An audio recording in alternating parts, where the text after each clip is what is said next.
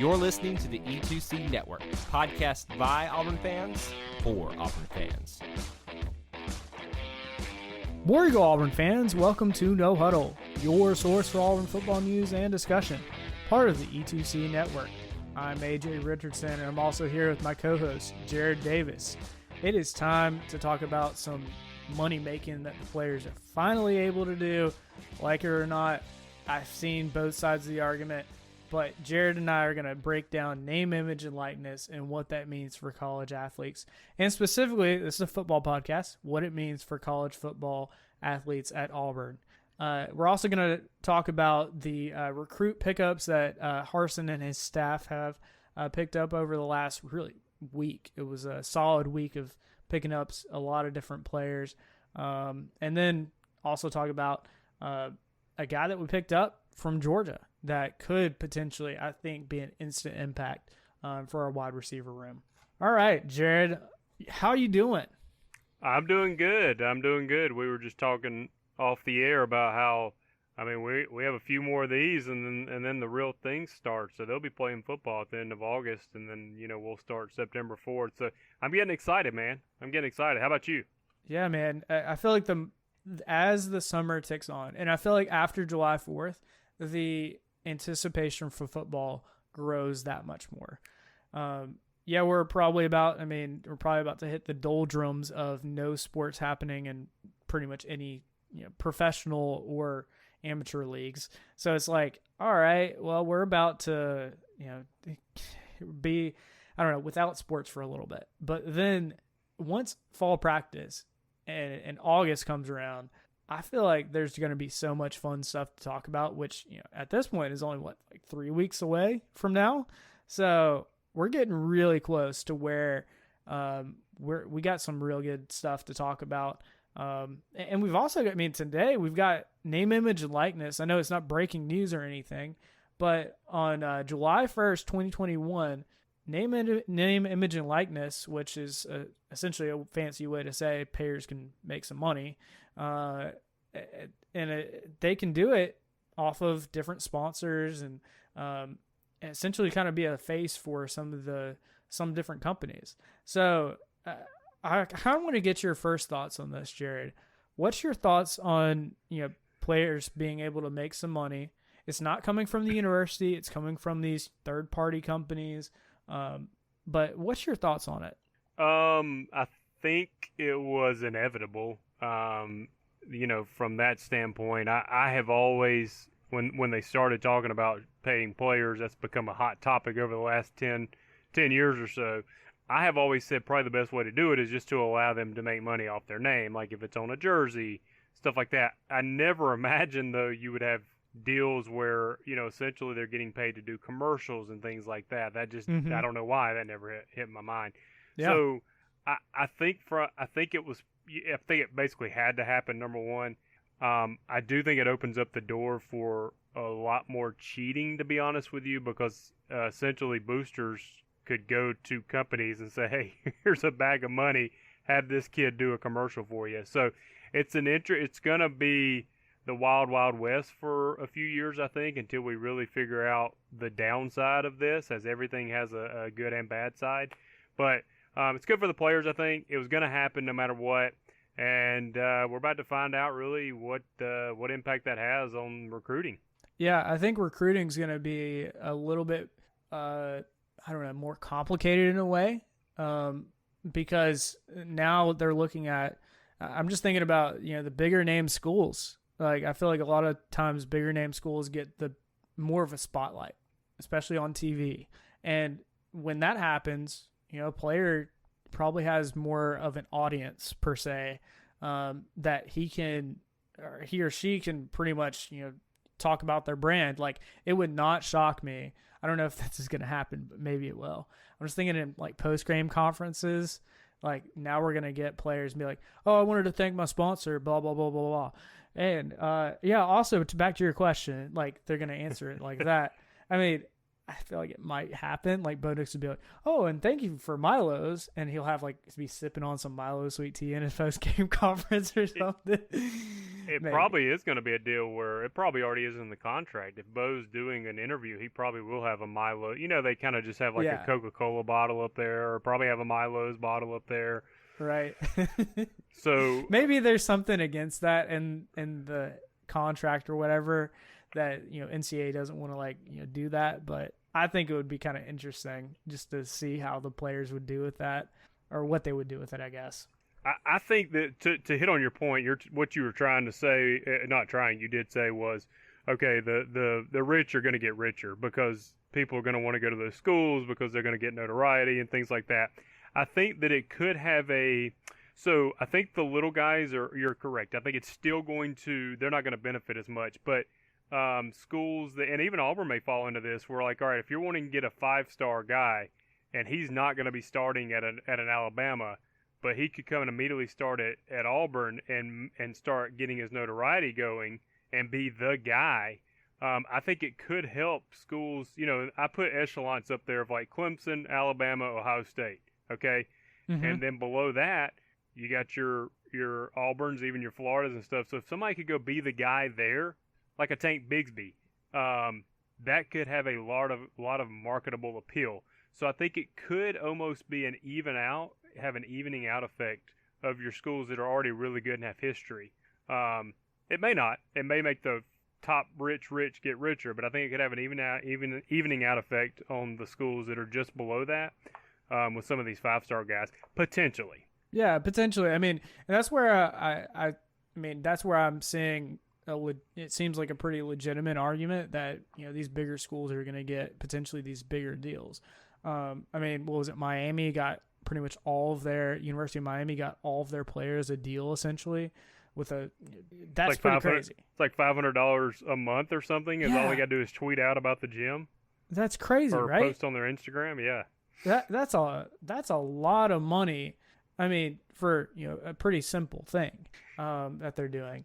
And I don't know. But then at the same time, I'm looking at, for example, like I was reading about, there's these twin sisters at Fresno State, and they're on the women's basketball team, and they were in Times Square announcing a deal that they had made with Boost Mobile, which is a pretty well-known brand, and then also 6-Star Pro Nutrition. I don't know much about them, but hey, for them to be, you know, not the major sport and still getting pretty big deals, I feel like that kind of, it might seem, I mean, from those kinds of stories makes it seem like there maybe is kind of more of a level playing field, even if you're at a smaller school than in Alabama or Auburn.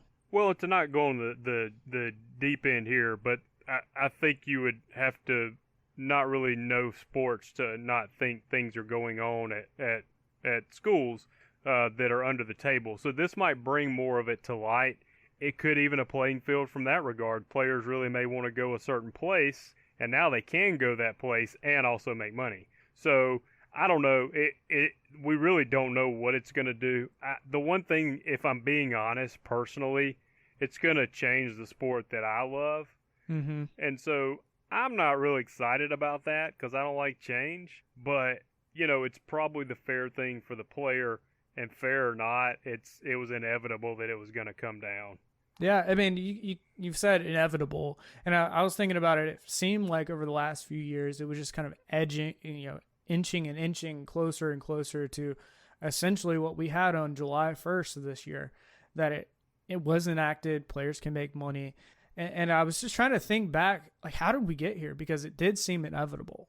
Because, you know, if you had asked me 20 years ago, and somebody said, oh, yeah, players should be able to make money, I'd be like, what? They get a scholarship. That should be enough. And now it's changed.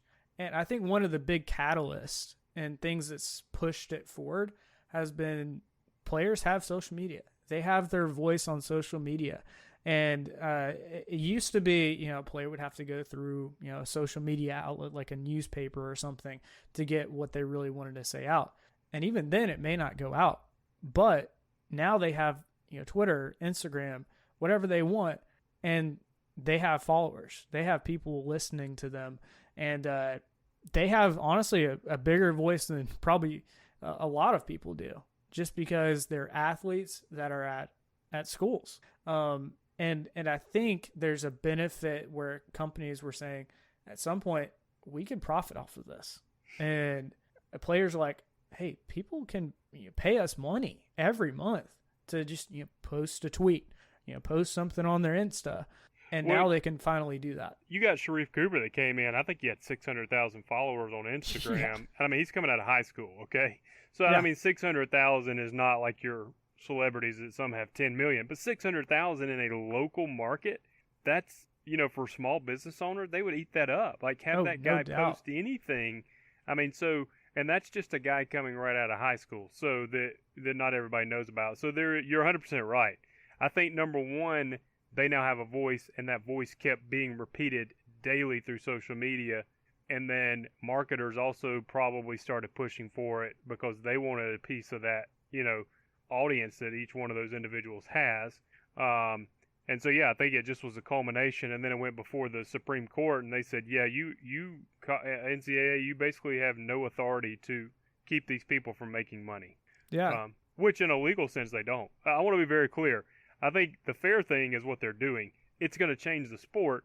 So if my selfishness is kind of like, I'm a little worried about the change. But from the fair perspective, this is the fair perspective. Yeah, and I think one of the things that I'm honestly scared of is things like fixing a game, because now they can get paid, above the table.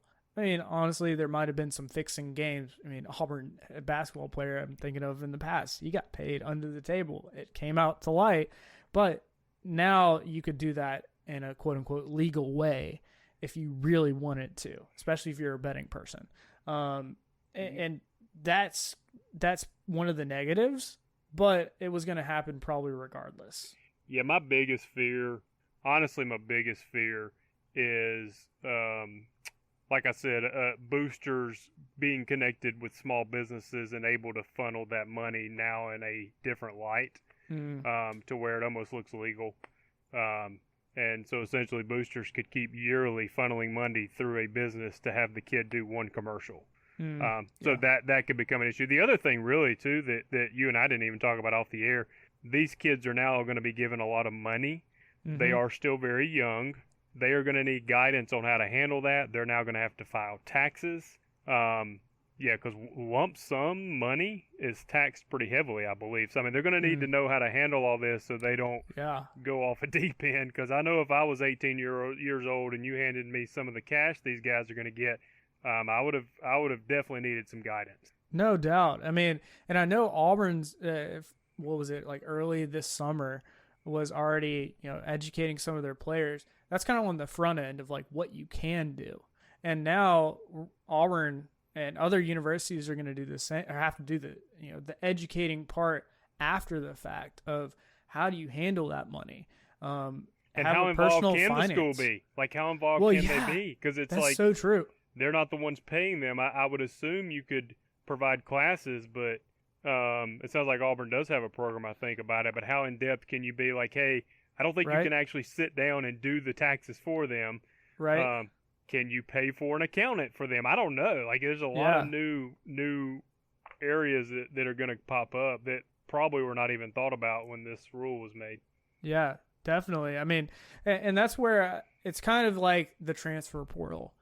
For the last, few years of the transfer portal, it's just kind of been like this constant change of this is, I guess, the new normal. And whether we liked it or not, that's the way it was. And I think this is one of those things where it's going to take a few years before like we see, okay, this is the standard process of, a player comes, okay, they, you can expect, like I'm thinking about, the number one, guy on 24/7, and whatever recruiting class, you can expect to make $1,000 a month or whatever, going because he can get a sponsor at Auburn or wherever he goes. And I think that's going to be something new that I would love to see is over the years, what does that trend look like, with players getting the amounts of money that potentially they could get, especially the ones that, like you said, like a Sharif Cooper that has over 500,000 followers. So let me ask you a question. Could this be that? My understanding is they can't put this in writing, that you have to stay at that school. So Milo's can't put in writing, Bo, you got to be at Auburn. So that's out of the question. But if it's a year-to-year deal, or just the connection that player, or the guilt they would feel if they left with that contract, do you think this might curtail the transfer portal a little bit? If guys have deals at certain schools, they're like, look, I'll wait it out another year or two. I'm getting paid for this local company anyways. I'd feel bad leaving. Like, do you think that'll have any positive impact on transfer portals of people not leaving so quick? Maybe a minor. I mean, like, I don't think it's going to be a major thing that they consider, because they're probably thinking, if I go to a different school, I'm probably going to get another local business at that. So I don't know. I don't know if that's a major thing that they'd think about, unless it was like their uncle's business or something that was like their uncle. I love it. And even then, I don't know, something ethical doesn't feel right about that. Your uncle's business. Yeah, that's there's probably a lot of uncle business payments that have gone on over the years. Right, exactly. I mean, so whether or not we like it, it's the way it is. Change is a weird thing. It's hard to come around to, and we're going to see what comes from this, because like Jared and I have said, it's a lot of unknowns at this point of how players are going to be able to handle the money, to the taxes and all that, the things that probably weren't, the players probably weren't even thinking about. They're just thinking, oh, cool, I can make some money. Awesome. And now you've got extra things on top of that now players have to deal with. And honestly, I'm thinking about this. This may mature some of these guys if they get the right, coaching, in a way, coaching, I'm saying it in parentheses, the money coaching of how to handle your money when you're 18 years old and you're handed, $500 a month. Like, you need to understand how to make, use that money wisely, and not just, blow it at the local bar or something. I didn't get, nobody was handing me cash, but I would not have used it wisely when I was 18. I'll end my piece on a positive note, because I know I've been all over the spectrum. This does open this is what gave us the avenue to have the new college football game, I think in 2023 maybe. Without this, we wouldn't have ever had that come back, and I think everybody pretty much enjoys that game. I know I do. So that's some exciting news. Yeah, I mean, I know Ben King, the previous co-host that I had for the No Huddle, he still plays the last version of it, just because that's the last version, and he still recreates teams and still plays them. I mean, I love it. He'll post it on his Instagrams, and it's pretty fun. And I know tons of other people still love the game and would love to see, like you said, in a couple years, we could have, and we will likely have it, a new video game that we can play our favorite players. So I would love to see that. And they will, I assume, will actually have their name on. Used to just be quarterback 4. Now they're actually paying that player, so they're going to want the benefit of that too. On their name, you're going to actually have Bo Nix on the game, throwing off his back foot. I'm kidding. Sorry. I love you, Bo. Hey, Auburn fans! I want to take a quick timeout from this episode to bring your attention to something very special. Here at the E2C Network, we pride ourselves on bringing you the best content for Auburn fans out there. And best of all, it's free to you. But just because it's free doesn't mean there aren't costs, especially when you have a library of hundreds of podcasts, videos, blogs, and more. Many of you have reached out and asked how you can support this network in the past. Well, now I have your answer. It's called the E2C Network Booster Club over at patreon.com/E2C Network. There you'll find a membership monthly reward system where you can sign up for as little as $1 and get different perks at different tiers. Some of those perks include things such as apparel, eligibility to join us on future podcasts, recognition as an E2C Network booster, exclusive communications, and bonus content that is available nowhere else. If you love this network and want to help us keep producing podcasts like this one, please head on over to patreon.com/E2C Network to join the E2C Network Booster Club. You can also get there by going to our website, e2cnetwork.com/support. Whether you decide to join or not, we are still so appreciative that you would support us by just listening and being here, because each and every one of you is part of our E2C Network family. Well, that's it. Timeout's over. Let's get back into the episode. All right, let's shift topics a little bit and talk about some of the gets that Auburn has recently had for football. I'm thinking back in June, especially on social media and on message boards. Harsin was getting a lot of flack for just not having a recruiting class that was decent for 2022. So that was kind of short-lived, because over the last week there's been some guys that Harsin has picked up after they've had camps. They've been on campus now, and I feel like with any new coaching staff, it just takes time, because recruiting is a relationship business. And for a first-year coach like Harsin and his staff, it's taking a little time.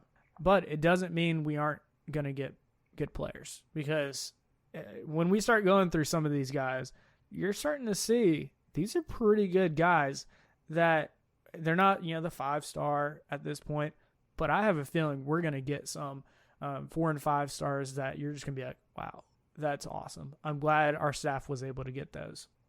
One of the ones that we got was actually a brother of a current player, Caleb Wooten, and then his brother Colby Wooden, is on Auburn's team. He's a defensive end.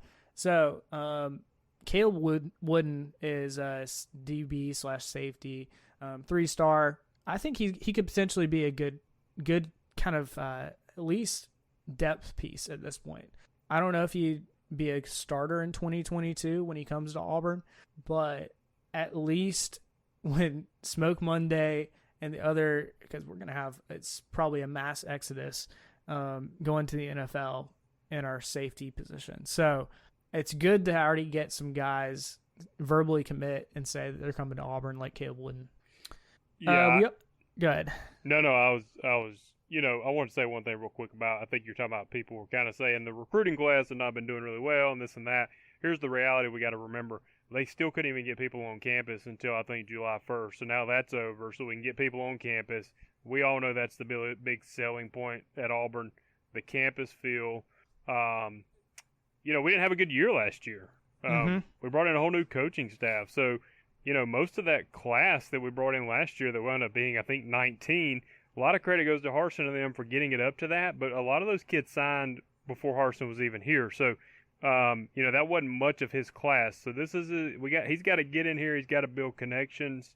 I would like to see the Bobo connections in the South kind of start picking up steam. Mm-hmm. I think that's probably one of the reasons he was hired. So I'd like to see that come a little more in fruition. But that's going to happen once we get kids on campus. So we need to calm down a little bit on that. I think we're going to be okay. It's about to get back to normal. And honestly, like somebody said, I think it might have been Sports Illustrated or something. I mean, at Auburn, you basically roll out of bed and should have a top 15 class. Mm-hmm. Just because of the area you're in and the history you have. So Harsin puts a good product on the field. We're going to start seeing that recruiting class move up.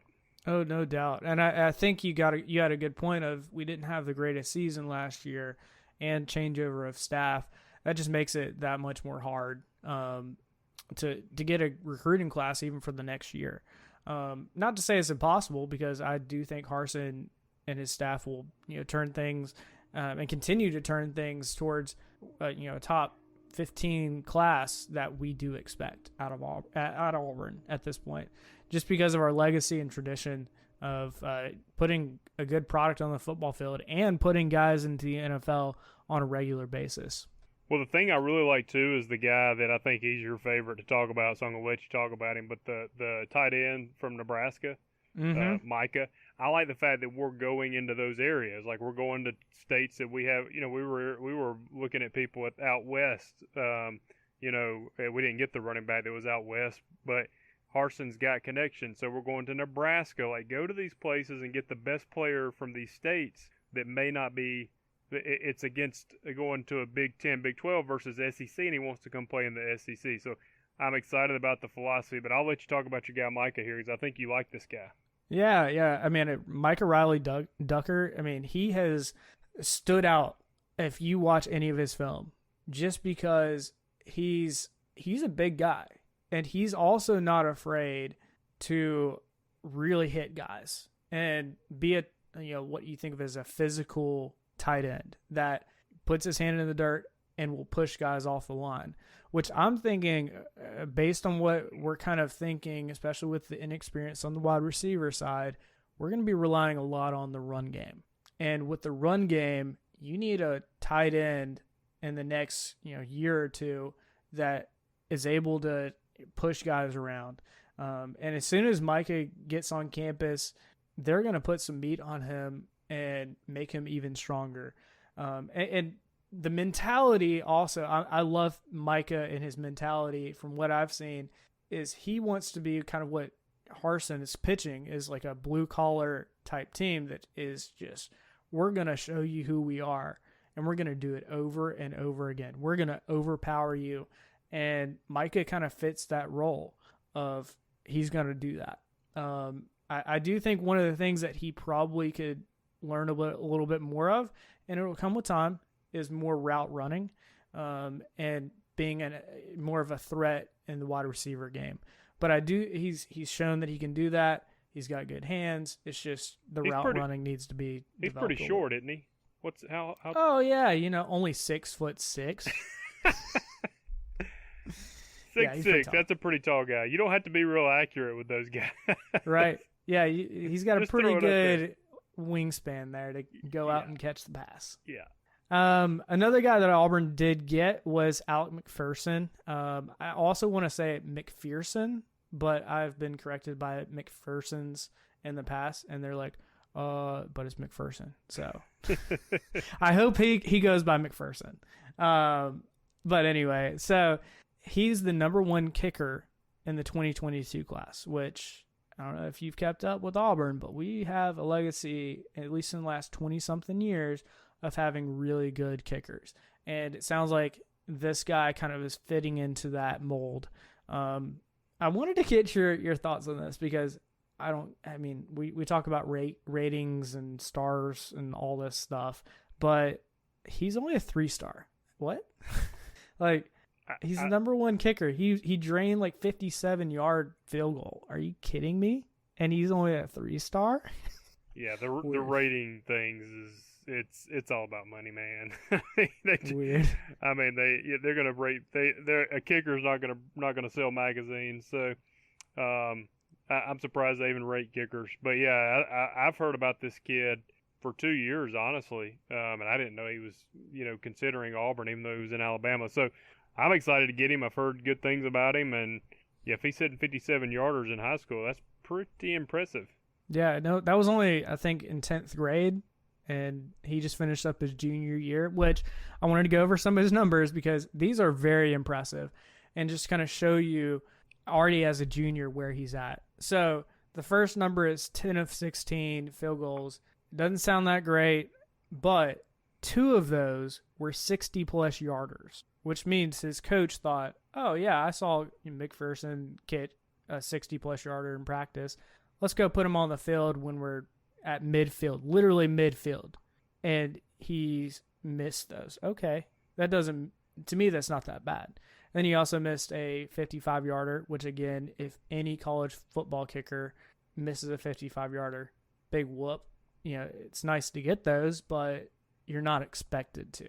And then he had 2 field goals blocked. So really, in my books, he's closer to like a 90% field goal kicker that Auburn is, like I said, we come to expect a good, solid kicker that plays for Auburn. And I feel like come 2022, when Anders, I'm assuming, probably leaves and goes to the NFL, we got this guy ready to go, and we'll hopefully have him for 4 years. Jared, any thoughts on that?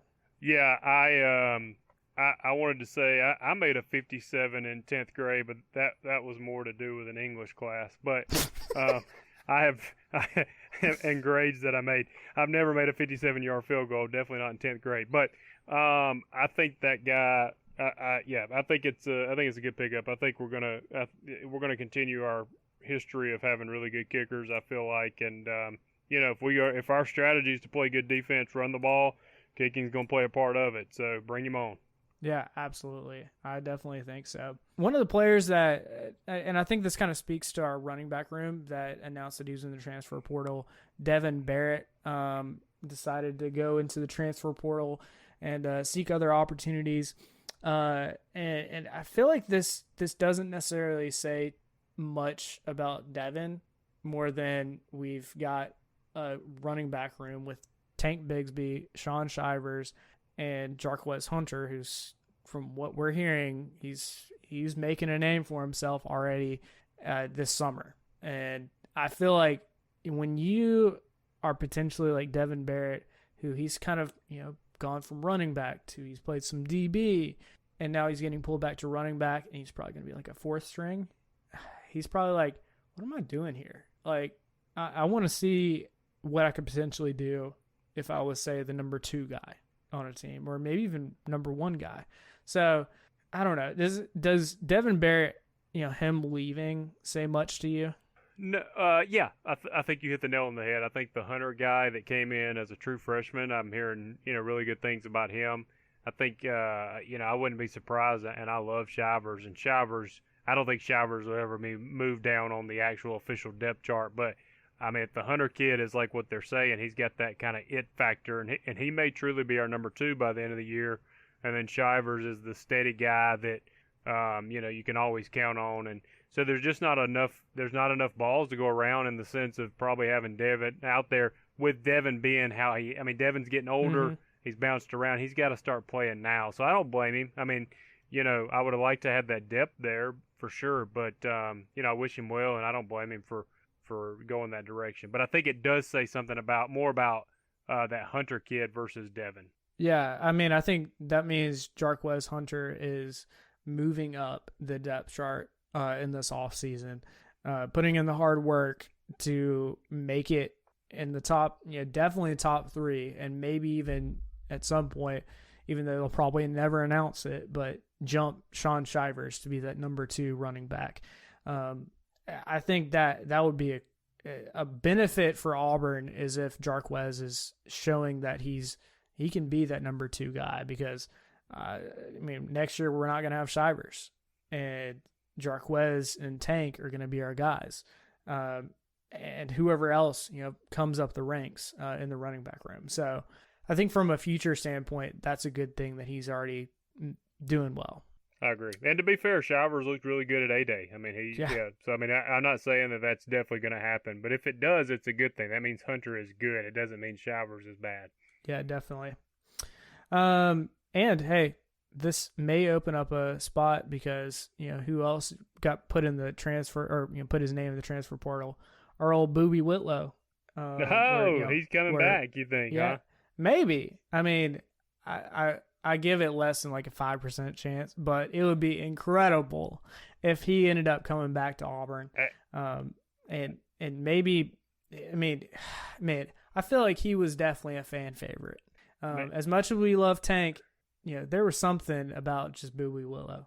I mean, I always thought Boobie was really good. I heard people that know about football that said he's just an average SEC running back. I thought if he could stay healthy, if he was healthy when we went to LSU, Bo's first year we went, I think he basically won the Alabama game. He had a couple of good runs in the fourth quarter, in 2019. So I don't have any problems at all with Boobie. He fumbled occasionally, but yeah, I mean, I'll take him back with open arms. And a cup of Milo's tea. So right. Hey, that's another good sales pitch, right? There you go. Did we talk about the kid from Georgia that just came over? Oh no. Good point. Yeah. So that's another good one. Demetrius Robertson. He's a wide receiver. Yeah, that's another one. But he's actually going to come this year, from what I understand. Yep. All the other guys, Caleb, Micah, and Alex McPherson, all are going to be in the 2022 class. But this Georgia guy, Demetrius Robertson, he can play this year. And considering our wide receivers have the main ones left last year to go to the NFL or graduated, we need some depth there and experience first off. What's your thoughts on Demetrius Robertson coming to Auburn? Well, he has about 1,000 receiving yards more than anybody we're putting on that field.